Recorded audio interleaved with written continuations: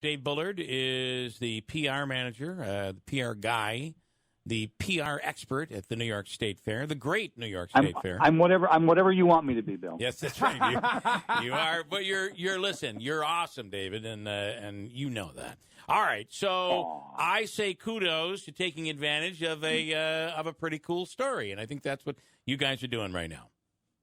Sure, we did. I mean, and you know, it's like we got a sense of humor. I thought it was funny. I mean, I cringed because I love upstate. I've lived here all my life, and I think there's so many wonderful things about upstate that, you know, you can pick apart any part of the country, right? But, yes. But we got talking about it. It was water cooler talk all across upstate New York yesterday. You know, so it was, and I think Utica got a decent part of the.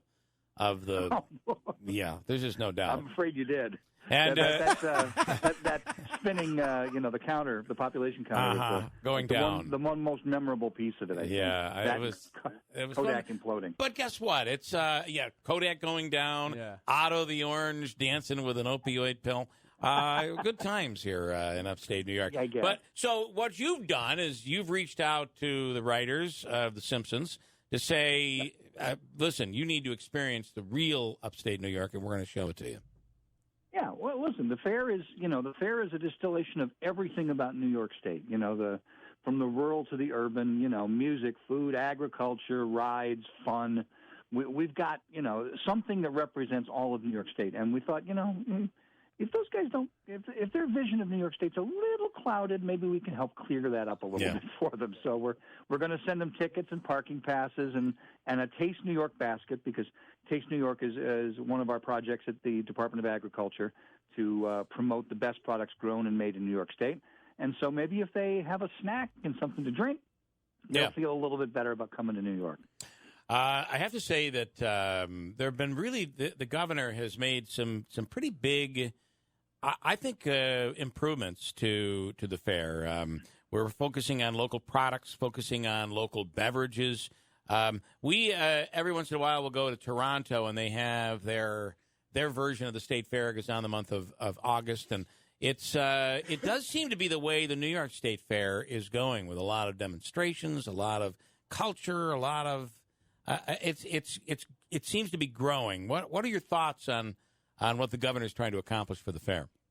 Well, first of all, it's important to remember that there have been, I don't know how many governors in the 80, 85 years before this one, but Governor Cuomo was the first one in 85 years to make an investment in the state's fairgrounds. Yeah. Pumping more than $120 million in here and getting us, it set us up for business growth. Yeah. And we are a business because we don't, Bill, this is something people don't know about the fair.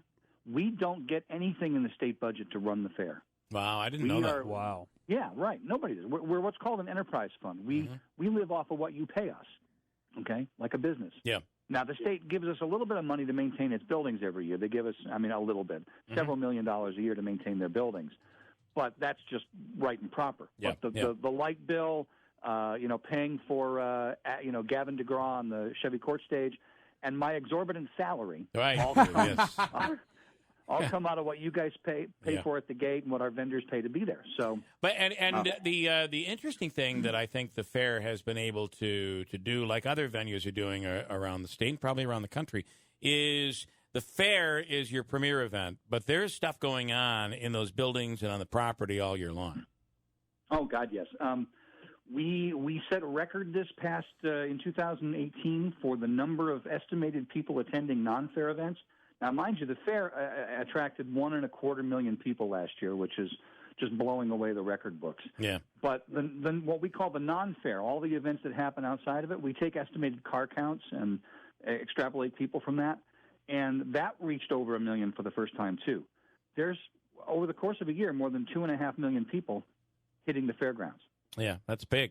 And of course, the new concert venue is that a part of the fairgrounds? That belongs to Onondaga County. Okay. We cooperate with them. We work with them. We share, we've got a parking lot, so they use our parking lot. And we work with them very, very closely to help make those concerts as successful as possible, sure. But ultimately, the fact that you're doing events year-round, new facilities, new buildings, just a new concept, I think pumping money into the fairgrounds is is a wise investment. And, listen, it's a different time now. It's time to modernize. And I think that's what you guys have done. And that's what you can say is it worked. I mean, yeah. There were doubters, you're going to build this, you're going to build that, what's going to happen? Well, we built that big expo center, the last piece of it, and that expo center is now 60% full this year, which is just about industry standard for these types of facilities. Wow. And we're approaching 100% for next year, which is insane. Yeah. Well, listen, good for you. You have us talking about the state fair, and it's like 40 degrees out, and we're still in April. Yeah, I always love the fair, but I don't want to rush it here. That's right. Dave. Come on. No, let's not rush. But you know what, though? We're missing one thing. Mm-hmm. One thing would make the state fair perfect. Okay. And that is, a live airing of Keeler in the Morning from the fairgrounds. We probably should do that. What do we got to do to make that happen, buddy? We will have that conversation today. I promise you. So it's something we have not done, and we definitely should do. So. Definitely. All right, I'm in because I like deep fried Oreos. Deep fried Oreos, and I actually everything. That food court is the International Building is some of the greatest food you're gonna get. That's the first place I go. Dave Bullard, New York State Fair. Thanks, man. We'll talk soon on this potential broadcast. Thanks, guys. Have fun. Right. Thanks so much. Nice job. He says, what does it take to get us out there? To be honest, it wouldn't take much more than a sampler platter and a of drive. whatever's up there. Right. About a 45-minute drive.